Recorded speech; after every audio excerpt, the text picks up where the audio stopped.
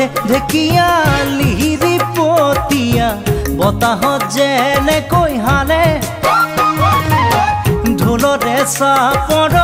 তোৰে লাহি কঁকাল দুচেও তিনি চেওকৈ ভাগে তোৰ দৰে নাচনি দেখি শ্ৰীকৃষ্ণই বাঁহী বজাইছিলে চাগে মোৰ মইনা ঐ বাঁহী বজাইছিলে চাগে পৰ্বতৰ ঢেকিয়া লিহিৰি পতিয়া বতাহত যেনেকৈ